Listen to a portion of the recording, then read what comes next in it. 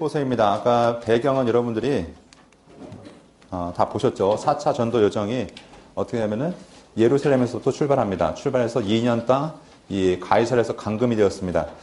그러니까 우리가 많은 분들이 야 어떻게 이게 바울의 4차 전도 여정이 될 수 있냐라고 얘기하지만 바울 사도가 있는 곳마다 항상 복음이 증거가 되었죠. 가이사랴 2년 있는 동안에도 그 감옥 안에 있는 사람들에게 복음이 전파되었고 여기서도 총독들에게 복음을 전하기 힘썼죠. 베스도, 벨릭스 아니면 헤롯 왕에게 복음을 전하는 과정이 있었고 또 하나님의 은혜로 시돈에서부터 이제 배를 타고 가는데 당시에 배값 하면은 어마어마했을 겁니다. 제가 섬에 살기 때문에 밖에 나오고서 항상 배를 타야 되거든요. 저희 같은 경우는 할인이 되기 때문에 주민 할인이 되기 때문에 그렇게 부담이 되지 않지만 이 당시에 배가 배 시간이 정해진 것도 아니고 또 한 번 타기 위해서 그 비용도 어마어마했을 겁니다. 식당 안에 배 안에 식당칸이 있는 것이 아니기 때문에 음식도 다 싸들고 가야 되는 그런 상황에서 하나님의 은혜로 어떻게 보면 몸은 좀 불편하지만 그 군인들이 안전하게 지켜주지, 때 되면 밥 주지, 어떻게 합니까? 혹시 누가 공격할까봐 다 보호해주지. 그러니까, 관점을 약간 바꾸면 하나님의 은혜로 편안하게 가고 있는 것을 보게 됩니다. 편안하단 말이 좀 그렇지만. 그래서 이렇게 여정을 거쳐서 가는데 이 과정에서 배에 있는 사람들이 하나님을 알아가기 시작하죠. 이런 이제 초자연적 기적들을 통해서 그 군인들도 야, 이분이 평범한 분이 아니구나. 이런 것들을 알게 되어주고 특별히 멜리데에 갔을 때 거기 있어서 그 종족들이 뱀에 물리는 사건을 통하고 또 추장의 아버지를 고치는 사건을 통해서 이것에서도 복음이 전파된 것을 보게 됩니다. 그래서 결국은 이 로마까지 가서 그 셋집에 머물게 되는데 이것도 단지 감금은 되어 있지만 사람들이 왕래를 하면서 수많은 사람들과 교제하고 특별히 복음이 전파되는데 이때 중요한 인물이 바로 아까 4차 전도여정 가운데 한 명 등장했었죠. 오네시모라는 인물이 바로 이 가운데 바울과 만나면서 그가 회심하고 또 그로 계기가 되어서 골로새서와 빌레몬서가 쓰여지는 또한 일들도 있었던 걸 보게 됩니다. 자, 이렇게 에베소서가 쓰여졌고 골로새서와 빌레몬서가 쓰여졌고 마지막 책이 빌립보서입니다. 이렇게 보면은 바울 사도가 세웠던 교회들 중에서 특별히 바울 사도와 아주 깊은 관계에 있었던 다른 교회들 보면은 문제를 지적하고 니네 똑바로 안 하면 큰일 난다 막 이렇게 협박조의 글들이 많았다면 에베소서라든가 골로새서라든가 아니면은 이 빌립보서 같은 경우는 어떤 내용들이 많냐면은 그들의 깊은 신앙을 나누고 있는 또한 그들의 신앙이 더 성숙하기 바라는 그런 어떻게 보면은 성숙한 교회에 보내는 내용들이 이 편지들을 이루고 있는 것을 보게 됩니다. 그래서 옥중서신이라 부르는 편지들은 다른 편지들과 성격이 약간 다른 것을 보게 되는데요.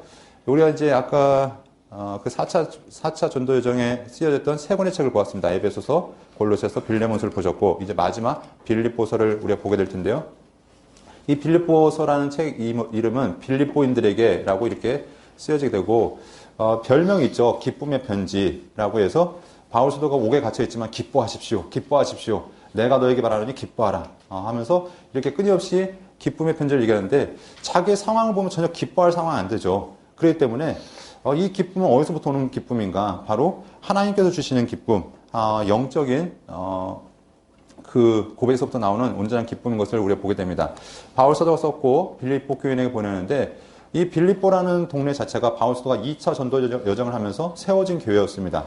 많은 고난과 핍박 가운데 세워졌지만 이 교회가 바울 사도와 아주 지속적인 밀접한 관계를 맺고 있습니다. 그래서 바울 사도가 이런 고백들을 하게 되죠. 바울 사도가 복음을 전하는 곳마다 대부분 다 개척교회였죠. 왜냐하면 당시 교회가 없었으니까 바울 사도가 들어가서 교회를 세우고 그래서 목회를 하는데 제일 오랫동안 목회했던 교회가 에베소 교회 한 3년 했었고 고린도 교회 같은 경우 한 1년 반 정도 있었는데 그러니까 사역비를 내가 사례를 받는다는 말 자체가 좀 쉽지 않은 상황입니다. 나중에 고린도전서 상황을 보면은 후서 상황을 보면은 그 사례비 때문에 약간 문제가 발생하게 하지만 어떤 거짓 선지자들은 사례비를 받는데 왜 바울 사도는 왜 안 받느냐 이런 문제가 등장했던 거 기억나시죠? 네, 했었습니다. 분명히. 자, 그런데 이 빌립보 교회는 바울 사도가 그런 어려운 처지를 알기 때문에 어디 가든지 후원금을 보내는 교회였습니다.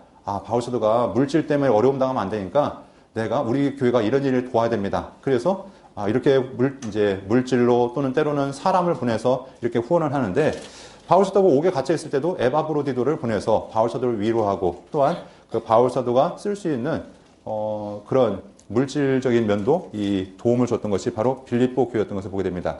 그래서 이 빌립보가 그렇게 할 수 있었던 이유는 구성원들 자체가 뭐 루디아가 있었죠. 요즘 말로 하면 명품 회사 CEO가 있었기 때문에 아마도 그런 부분이 있지 않았을까라고 생각하는데, 뭐 한두 사람의 힘으로 할 수 있는 건 아니겠지만 아무튼 마음이 바울 사도를 아끼고 사랑했던 것을 우리가 보게 됩니다. 이 빌립보라는 동네에 대한 설명들을 이미 한번 들으셨기 때문에 넘어가도록 하겠고요. 루디아를 만났던 강가라고 해서 지금 이제 이렇게 만들어놨던 것이고, 루디아 기념교회가 있고요. 빌립보 야외극장도 있고요. 감옥도 있고, 교회 터가 있을 것이다. 이렇게 얘기하고 있습니다. 기록연대는 옥중서신 중에서는 가장 늦은, 그러니까 아마도 바울 사도가 이제 석방되기 얼마 전에 쓰여지지 않았을까라고 이렇게 보여주고 있고요. 옥중서신, 바울 사도가 내가 옥에 갇혔다라고 얘기하니까 옥중서신이지만 우리가 생각하는 것처럼 뭐 수갑이 채워져 있고 아니면은 꼼짝 못하는 그런 상황이 아니라 어느 정도 그 집 안에서는 자유롭게 다니면서 사람들을 만날 수 있는 이런 곳이었다라는 것을 보게 됩니다. 하지만 자유가 없는 것은 네, 마찬가지였죠. 기록연대 우리가 보셨고, 기록 목적. 자, 보면은 빌립보 교회가 고난이 있는 교회였습니다. 아까 뭐 제가 이제 우스갯소리에 CEO가 있었다라고 말씀드리지만 당시 뭐 교회들이 이렇게 넉넉하거나 부유한 형편은 되지 않았겠죠. 그런데 그런 상황에서도 바울 사도를 생각하고 바울 사도의 필요를 채워주는 그 교인들에게 감사의 내용을 전하고 있는 것이 이 빌립보 서인 것을 보게 되고, 두 번째, 교회 안에 지금 좀 갈등이 있습니다. 이 갈등이 뭐 처음부터 갈등이 아니라 교회에서 뭐 열심히 하고자 하는 그런 문제에서부터 발생한 것 같은데, 교회 여인들이 뭐 열심히 으쌰으쌰 하다 보니까 서로 이 둘이 갈등이 돼서 교회 전체의 갈등으로 번져나갔다는 것이죠. 이런 상황에서 이 교회의 분열과 환란에 대해서 믿음으로 승리하는 당부를 하기 위해서 이렇게 권면하고 있고, 또한 신앙의 완성은 예수 그리스도입니다. 그래서 여러분 유명한 구절이 빌립보서 2장에 있죠. 너희 안에 이 마음을 품으라. 곧 그리스도 예수의 마음이니 그는 근본 하나님의 본체시나 하면서 쭉 나가는, 네, 하나님께서 낮고 낮은 것 가지고 오셔서 우리에게 겸손의 모습이 본이 되셨다는 그 이야기. 그러면서 예수 그리스도의 그 삶을 본받아가는 삶에 대한 권면이 있는 것을 보게 되고요. 그리고 이 기록 목적 하나가 바울 사도와 친밀한 관계가 있기 때문에 바울 사도가 그들에게 평소에 하지 못했던 말들을 이 서신을 통해서 개인적인 권면들이 또한 있는 것을 보게 됩니다. 자, 그러면 전체 보기를 통해서 우리가 내용을 보도록 하겠는데요. 자, 1장부터 4장까지입니다. 그래서 1장은 바울 사도의 지금 삶의 근황에 대해서 이야기하고 있습니다. 그래서 먼저 하나님 앞에 감사의 고백을 드리고 있죠. 그런데 이 감사할 수 있는 상황이 아닌 것을 알고 있을 겁니다. 왜냐하면 처지 자체가 옥에 갇혀있기 때문에. 하지만 바울 사도 감사하는 것이 무엇이냐면, 내가 옥에 갇혀있지만 옥에 갇혔다는 소식을 듣고서 너희들이 복음 전하는 것, 이것이 참 기쁜 소식이다. 어떤 사람들은 날 열받게 하기 위해서 복음을 전하는 사람도 있고, 어떤 사람은 나를 생각해서 참 긍휼한 마음으로 복음을 전하는 사람도 있는데, 이랬든 저랬든 복음이 전해지니까 감사한 거 아니냐 하면서 바울 사도가 이렇게 이야기하고 있고요. 바울 사도의 매임에 대한 이야기를 하면서 또 이런 얘기를 하고 있죠. 바울 사도의 소망이 있습니다. 그 소망이 무엇이면 죽는 겁니다. 네, 왜냐면 바울 사도 그러죠. 내가 둘 사이에 끼어있다. 죽음과 삶 사이에 끼어있는데 내 소망한 것은 빨리 하나님 앞에 가서 하나님 뵙는 것이다. 그런데 내 사명이 있기 때문에 맡겨진 사명을 감당해야 된다. 이런 얘기도 하는 것을 보게 되고요. 그래서 바울 사도가 하나님께서 우리에게 주신 것이 무엇이냐, 예수님을 믿을 뿐만 아니라 그를 위해서 고난받는 것, 이것이 우리의 사명이다, 이런 것도 얘기하고 있습니다. 그래서 예수 그리스도를 믿는 자들은 고난을 피하는 것이 특권이 아니라 고난을 받는 것이 특권이다, 이런 이야기를 끊임없이 이야기하는 걸 보게 되죠. 그래서 바울 사도의 매임이, 바울 사도가 나 부끄럽다, 나 예수 믿다가 감옥 갇힌 거 참 이게 참 말하기 민망하다라가 아니라 너희도 이런 고난 당했으면 좋겠다라는 것이 바울 사도가 그들에게 주는 권면인 것을 보게 됩니다. 2장에 보면 아까 말씀드렸던 것처럼 예수 그리스도의 그 겸손의 모습, 그래서 예수님께서 하나님께 온전히 복종하셨듯이 우리 또한 하나님 앞에 복종하는 삶을 살아가야 된다라는 이야기를 하고 있는 것을 보게 되죠. 그리고 2장 19절부터 보면은 디모데와 에바브로디도에 대한 이야기를 하고 있습니다. 그래서 에바브로디도가 이렇게 우리에게 왔는데 그가 지금 몸이 안 좋아서 너희가 지금 걱정하고 있지만 지금은 몸이 어느 정도 괜찮아졌다. 그래서 돌려보내면서 너희가 위로받기를 원한다. 이런 얘기를 또 하는 것을 보게 됩니다. 3장부터 보면은 그리스도를 아는 지식에 대한 이야기를 하고 있죠. 그래서 당시 이제 할례당에 대한 경고를 하고 있습니다. 개들을 삼가고 이런 얘기도 3장에 등장하는 것을 보게 되고요. 그리스도를 아는 지식이 가장 고상하다 이런 얘기도 여기에 있습니다. 그리고 바울 사도가 우리의 시민권은 어디에 있냐면 하늘에 있기 때문에 그 시민권을 바라보면서 믿음으로 살아가는 것에 대한 이야기를 하고 있고요. 자, 4장에 가면은 이제 같은 마음을 품으라 라고 얘기하면서 교회 안에 이제 갈등이 있는 두 여인을 얘기하고 있습니다. 그래서 유오디아와 순두계, 이 두 여인이 교회 안에서 아마도 평범한 사람은 아니었겠죠. 교회에서 아주 유능한 일꾼이었는데 너무 열심히 하다 보니까 교회를 분란 가운데 이끌었는데 이들을 이제 권면하면서 이들이 교회를 안정시키길 바라는 마음으로 이야기하고 있고요. 4장에 보면은 자주 등장하는 이야기가 기쁨에 대한 이야기죠. 내가 주 안에서 항상 기뻐하라. 내가 다시 말하노니 기뻐하라 하면서 기뻐할 수 없는 상황 가운데 기쁨을 권하는, 다시 말해서 지금 빌립보 교회 상황도 마찬가지겠죠. 고난과 핍박과 교회 안의 문제로 기뻐할 수 없지만 기뻐하라고 이야기하는 그 권면. 그래서 바울 사도가 오직 하나님 안에서 너희가 온전히 기뻐하는데 특별히 그들이 살아갈 때 바울 사도가 전했던 복음을 잊지 말고 보고 내가 너에게 전했던 것을 기억하고 그것을 행하라고 이야기하는 것을 보게 됩니다. 유명한 이야기, 빌립보서 하면 딱 나오는 이야기가 4장 13절 그런 얘기가 있죠. 무슨 얘기냐면은 내게 능력 주신 자 안에서 내가 모든 것을 할 수 있다. 이런 얘기도 있는데 그 얘기가 무슨 얘기인가? 하나님 믿으면 예수 그리스도를 구주로 고백하면 슈퍼맨이 된다. 이런 얘기가 아니라 예수 그리스도를 믿을 때 자족함을 배웠다. 이야기가 여기에 이제 핵심인 것을 보게 됩니다. 그래서 바울 사도가 이제 자기가 그 빌립보 교회와의 이야기를 이제 정리하면서 그들에 대한 사랑에 대한 감사로서 이렇게 내용을 마치는 것을 보게 됩니다. 자, 이렇게 해서 1장부터 3장까지 1장에서는 바울의 근황에 대해서 얘기했고 2장에서는 복음에 합당한 삶의 권면에 대해서 얘기했고요. 마지막에는 바울 사도의 감사로 이렇게 내용이 정리되어집니다. 그러면 내용들을 좀 하나씩 보도록 하겠는데요. 감사에 대한 이야기하면서 간구할 때마다 너희를 위해서 기쁨으로 간구함은 너희가 첫날부터 이제까지 복음을 위한 일에 참여하고 있기 때문이다. 그러니까 바울 사도가 이 빌립보 교회를 생각할 때마다 기쁜 일이 무엇이냐면 이들이 예수 그리스도를 믿은 그 순간부터 복음 전하는 일을 놓지 않고 있다는 것입니다. 그래서 이것이 바울 사도의 기쁨이었다라고 이야기하고 있고요. 자, 그리고 네, 제가 거꾸로 누르고 있네요. 그리고 바울 사도가 지금 가택연금 당해 있다. 그러면서 시위대, 그러니까 한 집을 정해놓고 거기에 바울 사도가 갇혀 있고 그 주변에 바울 사도가 도망가지 못하도록 시위대가 지키고 있었는데 그런 상황에서도 바울 사도가 어떤 이야기를 하냐면 너희가 나에게 갇혀진 것 때문에 부끄럽지 아니했으면 좋겠다. 그리고 내가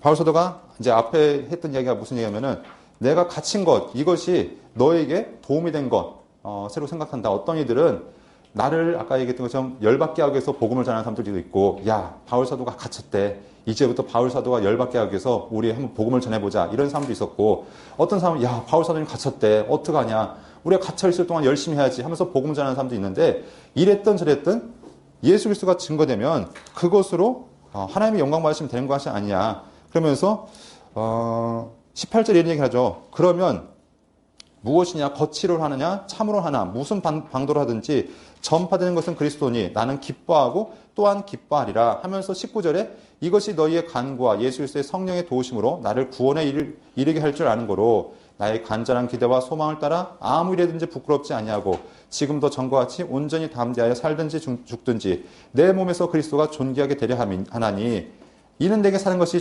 그리스도니 죽는 것도 유익함이라. 그러니까 바울 사도는 내가 중요한 게 아니라 누가 중요하냐면 예수님이 중요하다.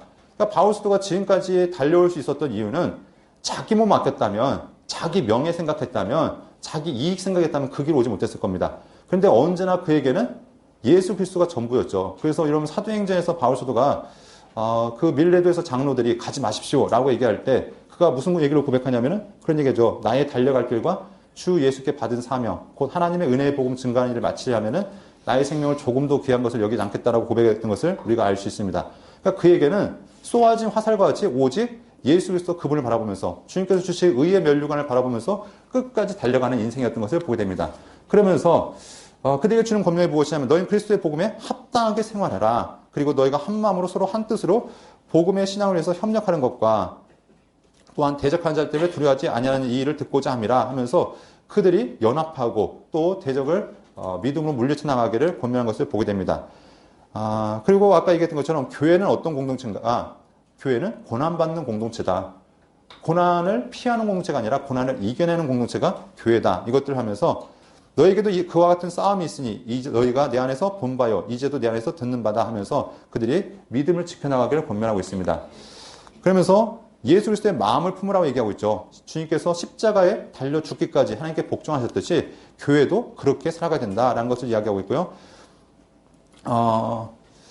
바울 사도가 바울 사도가 빌립보 교회를 떠나 있지만 날마다 하나님 앞에서 깨어서 그 구원을 이루어 가라라고 그들에게 권면한 것을 보게 됩니다. 그래서 바울 사도가 이 디모데 후서에서도 얘기하죠. 나는 내 자신을 전자같이 드렸다. 그때는 이제 유언적인 의미를 얘기하죠. 내가 하나님 앞에 내 모든 삶을 다 마치고 이제 마지막 제사인 전자같이 내 삶이 이렇게 마무리되어지고 있다라고 얘기하면은 지금 바울 사도는 이제 지금 한참 사역하는 가운데 이런 삶을 살라고 권면하는 것이죠. 내가 나를 전제로 드릴지라도 나는 기뻐하고 너희 모여 함께 기뻐하리니 하면서 이 전제라는 것이 어떤 의미냐면 구약의 제사 가운데 번제, 화제, 화목제, 속죄제, 속건제 5가지 제사가 있는데 이 제사들을 드릴 때 하나님 앞에 내 마지막 생명까지 드리고 싶습니다라고 하는 의미로 정말로 날 죽여 바칠 수는 없기 때문에 포도주나 독주를 그 제물에 쏟아붓는 거죠. 이것이 내 생명을 드린다라는 의미로 이렇게 드렸는데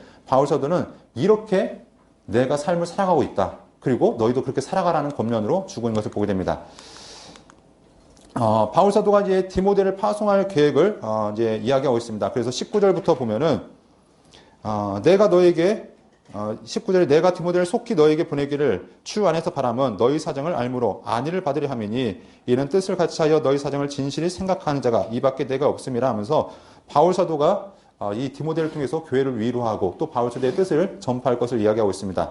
자, 그리고 에바브로디도가 바울 사도를 위문하러 왔는데 도리어 몸이 아픈 거죠. 이것이 빌립보 교회의 걱정이 되었지만 지금은 몸이 괜찮아서 다시 돌아갈 것을 이렇게 이야기하고 있는 것을 보게 됩니다.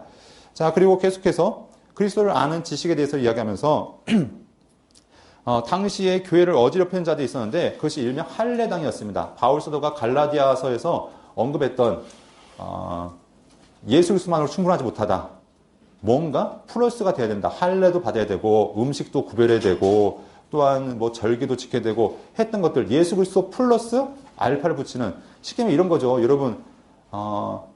여러분이 여자분들에게 유명한 향수들이 있을 거 아닙니까? 여러분이 잘 쓰시는 향수가 있을 건데 제가 아는 향수가 없기 때문에 대표적인 예를 들면 샤넬 넘버 5라는 게 있대요. 보질 못했지만 자 그런 게 있는데 여러분이 냄새를 한번 맡았더니 향기가 좋긴 좋은데 여러분 마음에 살짝 안 듭니다.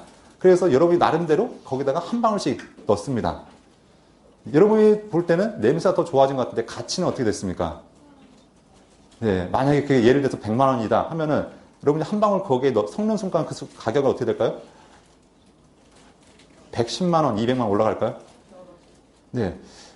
얘가 적절하지 않을 수도 있지만 무슨 얘기냐면은 복음에다가 무엇인가 나름대로 섞는 순간 그 복음은 더 가치 있는 복음이 된 것이 아니라 그것 자체가 복음이 아닌 것이죠. 더 이상 복음에서 가치가 없어진 것입니다. 바울 사도가 이렇게 얘기한 것처럼 이 할례당들도 무엇인가 엉뚱한 걸 조종하면서 이것이 완벽한 복음이라 얘기할 때 그것은 복음이 될 수 없다는 것이죠. 그래서 개들을 삼가고 행악한 자들을 삼가고 몸을 상해한 자들을 삼가라. 그러면서 너희는 하나님의 성령으로 봉사하며 그리스도 예수로 자랑하고 육체를 신뢰하지 아니하는 우리가 곧 할례파다 하면서 진정한 율법을 지키는 자가 누구인가? 그러면서 예수 그리스도 안에서 믿음으로 살아가는 자들, 성령으로 행한 자들이 바로 하나님께서 원하시는 삶의 모습이라는 것들을 이야기하고 있습니다. 그래서 바울 사도는 이런 얘기를 합니다. 내가 바울 사도가 전에는 율법주의자였는데 지금은 무엇인지 내게 유익하던 것을 내가 그리스도를 위하여 다 해로 여길 뿐더러 또한 모든 것을 해로 여기면 내 주 그리스도 예수를 아는 지식이 가장 고상하기 때문이다. 그러면서 바울 사도가 무슨 얘기냐면은 이런 얘기를 하죠. 나는 예수님 때문에 모든 것을 다 내버렸는데 8절에 이런 얘기를 합니다. 8절 말씀 한번 읽어보겠습니다. 시작.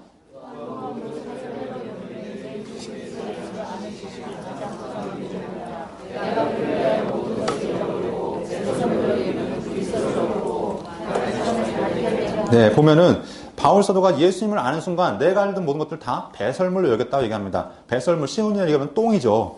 네, 여러분이 이 하말 기간 참가하는 동안 어느 날 열심히 은혜 받고 화장실 갔는데 이것이 황금새 모양을 하고 있는 겁니다. 그러면 어떻게 건져 오시겠습니까? 이야, 여기 작품 하나 나왔다고 해서 네, 그럴 수 없죠. 똥은 아무리 멋있어도 똥입니다. 그러니까 바울 사도가 자기가 지금까지 가지고 있었고 준비됐던 모든 것들이 예수님 안에서 비교했을 때 뭐 비교 자체가 안 된다는 것이죠. 예수님과는 어떤 것도 비교할 수 없다 하면서 예수 그리스도가 전부다라고 이야기하는 것을 바울 사도가 고백하고 있고요. 바울 사도가 이제 10절부터 보면은 표대를 향해서 달려가는 바울 사도의 신앙을 얘기하고 있습니다. 그래서 내가 이미 얻었다 함도 아니요 온전히 이루었다 함도 아니라 오직 내가 그리스도 예수께 잡힌 바 되어 그것을 잡으려고 달려가노라. 그러면서 그는 예수 그리스도께서 주실 그 상을 바라보면서 하나님께서 부르신 그 마지막을 향해서 최선을 다해서 달려갔던 것을 보게 됩니다. 그래서 표대를 향하여 그리스도 예수 안에서 하나님이 위에서 부르신 부름의 상을 위하여 달려가노라. 이것이 내가 이렇게 했으니까 잘했지라는 얘기가 아니라 너희도 그렇게 살라는 겁니다. 빌립보 성도들에게 내가 이렇게 살았던 것처럼 너희도 그 길을 가야 된다라고 권면하는 것. 이것이 바울 사도의 권면입니다. 그래서 오직 우리가 어디까지 이뤘든지 그대로 행할 것이라 라고 권면하는 모습을 보게 되고요. 자, 같은 마음을 품으라. 교회 안에 아까 얘기했던 유오디아와 순두개라는 여인이 있는데 그 여인들이 교회에 이제 분쟁을 일으켰는데 그들이 한 마음을 품고서 이 교회가 잠잠할 수 있도록 해라 이런 권면을 하고 있습니다. 또한 이제 기쁨의 이야기가 등장하는데 주 안에서 기뻐해라. 내가 다시 말하는 기뻐해라. 너희 관용을 모든 사람들에게 알게 하라. 주께서 가까우시다 하면서 아무것도 염려하지 말고 오직 모든 일에 기도와 간구로 너희 구할 것을 감사함을 하나님께 아뢰라. 이런 얘기를 쭉 하면서 신앙적인 권면이 있습니다. 그러면서 9절에 봤더니 너희는 내게 배우고 받고 듣고 본 바를 행하라. 그러면서 바울 사도가 전했던 복음, 그 복음에서 벗어나지 말라라고 권면한 것을 보게 됩니다. 그리고 마지막 이야기가 바울 사도가 이제 자족하는 삶을 이야기하는데 내가 궁핍함으로 말한 것이 아니라 어떤 형편인지 나는 자족하길 배웠다. 그 13절에 보면 13절부터 보면은 내게 능력 주신 자 안에서 내가 모든 것을 할 수 있다. 이 구절만 딱 떼놓고 보면은 예수 그리스도를 믿으면 만능이 된다라는 얘기를 볼 수 있지만 그 앞에 구절을 보면 무엇이냐면은 나는 비천에 처할 줄 알았다. 정말 그랬죠. 못 먹고 못 입고 못 자고 정말 고생했던 것이 바울 사도입니다. 때로는 풍요를 경험하게 됐습니다. 때로는 배불리 먹을 때도 있었고 편안할 때도 있었고 그런데 어쨌든 간에 배고플 때도 그리스도가 전해졌고 배부를 때도 그리스도가 전해졌고 그래서 바울 사도는 일체의 비결을 배웠다는 겁니다. 어떤 순간에서든지 나는 예수께 집중할 수 있는 예수 그리스도를 전할 수 있는 그 삶을 살았다. 그렇기 때문에 내게 능력 주신 자 안에서 내가 모든 것을 할 수 있다. 그러니까 이건 단순하게 슈퍼맨이 된다는 얘기가 아니라 주님 안에서 나는 어느 순간에도 복음 전하는 전도자로서 사명을 살아갈 수 있다라고 이야기하는 것을 보게 됩니다. 그리고 마지막 이야기 바울 사도가 이제 권면한 이야기가 14절부터 보면은 너희가 내 괴로움에 참여했으니 잘하였다 하면서 바울 사도가 지금 자기에게 자기 혼자 외롭게 두지 아니하고 함께 동역했던 그들을 기뻐하고 있습니다. 그래서 15절에 보면 이런 얘기를 하죠. 바울 사도가 자기가 복음을 전할 때 마게도냐를 떠날 때 주고받는 내 일에 참여한 교회가 너희 외에 아무도 없었다라고 하면서 16절에도 데살로니가 있을 때도 너희가 한두 번뿐만 아니라 두 번이나 나의 쓸 것을 보냈다 하면서 바울 사도가 가서 물질로 어려움 당하지 않도록 때로는 물질로 때로는 사람으로 바울 사도의 그 사역을 도왔던 것 이것을 감사하며 이야기하고 있습니다. 그러면서 바울 사도가 그들의 사랑에 대한 감사를 고백하고 마지막 이제 하나님께서 그들의 삶에 그들이 베푼 만큼 하나님께서 갚아주실 것을 축복하며 이야기하고 있습니다. 그리고 마지막 22절 보면은 가이사의 집 중 몇이니라 하면서 바울 사도가 지금 교제하고 있는 그 사람들 가운데 특별히 그 빌립보 교회 가운데 이 가이사의 집 사람 몇 명이 있었다. 그러니까 가이사는 이제 황제였죠. 황제의 측근이 이 빌립보 교회에 함께 있으면서 이 빌립보 교회에 이런 이제 복음이 고위층에도 들어갔다는 것들을 이야기하면서 그들에게 믿음을 끝까지 지키면서 그들에게 축복으로서 이렇게 빌립보서를 마치고 있는 것을 보게 됩니다. 자, 이제 빌립보서를 정리해 보면은 빌립보서는 기쁨의 편지라고 얘기하고 있습니다. 기쁨의 편지가 될 수 있는 이유는 그의 삶이 평안하고 안전하기 때문에 기쁨의 편지가 되는 것이 아니라, 비록 바울 사도는 감금이 되어 있고 그의 삶은 지금 어렵고 힘들지만 하나님께서 그 갇힌 것을 통해서도 복음이 증거될 수 있도록 그의 삶을 인도하셨기 때문에 기뻐하고 감사한 것을 보게 됩니다. 그래서 1장에 바울 사도는 어쨌든 간에 그리스도가 증거되는 것, 이것이 기쁜 일이다. 자기의 개인적인 소망은 하나님 앞에 빨리 가는 것이 자기의 개인적인 소망이지만 주님께서 생명 주신 한 나는 복음을 전할 것이다. 이런 얘기를 하고 있고요. 그의 삶의 모델은 예수 그리스도입니다. 예수 그리스도가 죽기까지 충성하셨듯이 내가 그런 삶을 추구하고 있는데 너희도 그렇게 살라라고 이야기하고 있고, 바울서대의 동역자들을 언급했고 그들에게 또한 주는 권면이 무엇이냐면 할례파를 주의하고 예수 그리스도를 더 깊이 알아가라고 이야기합니다. 특별히 예수님께서 주시는 그 부름의 상을 바라보면서 표대를 향해서 달려갈 것을 이야기하면서 교회 안에 지금 갈등이 있는 그 모든 것들을 한 마음을 품고 하나가 되어져라, 함께 기뻐해라, 이런 얘기를 하고 있고요. 그리고 마지막으로 주는 권면이 예수 그리스도 안에서 바울 사도는 어떤 형편에서든지 자족하는 삶을 배웠는데 예수 안에서 너희도 그런 삶을 살길 바란다라는 권면과 더불어서 바울 사도의 이제 개인적인 마지막 권면이 그들이 빌립보 교회가 자기에게 베푼 사랑에 감사하면서 이 마지막 축복의 인사로 이 빌립보서를 마치고 있는 것을 보게 됩니다. 빌립보서를 마치고 바울 사도는 이제 때가 되어서 이 감금에서 이제 해방이 되어지죠. 2년 동안 바울 사도를 이제 고소했던 자들이 이 로마로 오지 않기 때문에 바울 사도는 거기서 벗어나서 바울 사도가 그렇게 소망했던 마지막 전도 여정을 떠나기 시작합니다. 비록 사도행전에는 나와 있지 않지만 우리가 바울 서신이었던 디모데 전후서 그리고 디도서를 통해서 그 여정을 한번 유추해 볼 수 있는데요. 자, 우리 함께 계속해서 바울 사도의 5차 전도 여정과 그 서신들을 함께 살펴보도록 하겠습니다.